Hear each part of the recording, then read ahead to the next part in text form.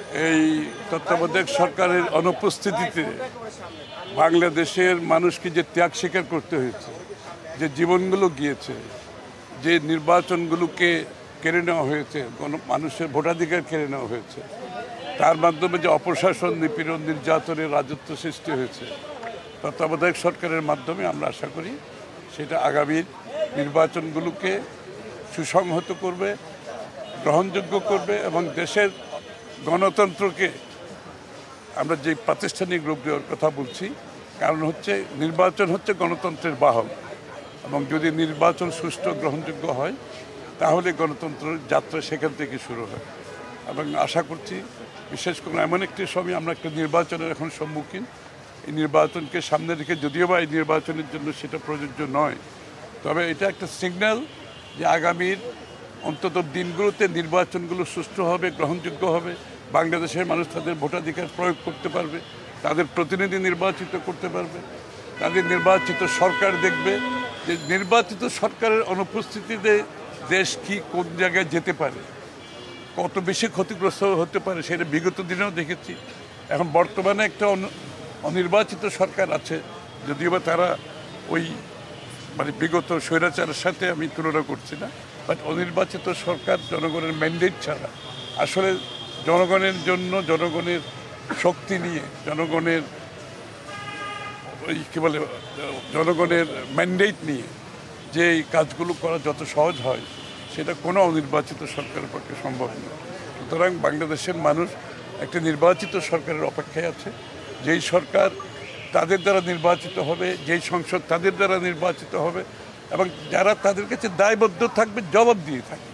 সবচেয়ে বড় কথাটা হচ্ছে এই জায়গায় যে বিগত দিনে সেটা অনুপস্থিত, আজকেও সেটা অনুপস্থিত।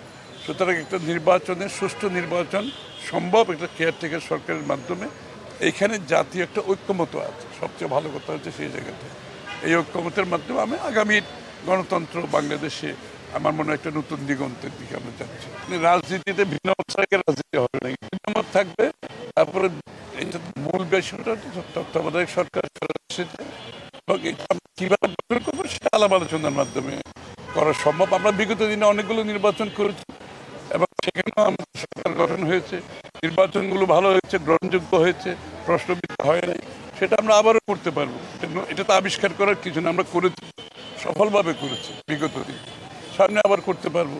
এখানে তো বিষয়টা খুবই সহজ, এটা নিরপেক্ষ সরকারের কথা বলা হচ্ছে, অনির্বাচিত একটা নিরপেক্ষ সরকার যেটা তত্ত্বাবধায়ক সরকার দায়িত্ব পালন করে। এটার কিন্তু চরিত্র, এটার গঠন, চরিত্র, এটার কার্যক্রম সব কিছু কিন্তু বিধিবদ্ধ আছে। সুতরাং সেটা আমরা বিগত দিনে দেখেছি, তারা ভালোভাবে পারফর্ম করেছে। নির্বাচনগুলো জনগণের মত প্রতিফলিত হয়েছে ভালোভাবে এবং সেগুলো নিয়ে কোনো বিশেষ প্রশ্ন উঠে নাই। আর যদি প্রশ্ন কোনো সময় উঠেও থাকে সেগুলোর সমাধান তো আমাদের কাছে আছে। প্রত্যেকটি দলের নিজস্ব চিন্তা, ভাবনা, দর্শন আছে। সুতরাং কেউ আশা করে না আমরা সবাই এক জায়গায় যাব, এই জন্য আমরা ভিন্ন ভিন্ন দল। সুতরাং আগামী নির্বাচনকে সামনে রেখে প্রত্যেকটি দল জনগণের কাছে তাদের মেসেজ দেওয়ার চেষ্টা করবে, এটাই স্বাভাবিক। সুতরাং এর মধ্যে চিন্তার কোনো কারণ, এটাই গণতন্ত্র।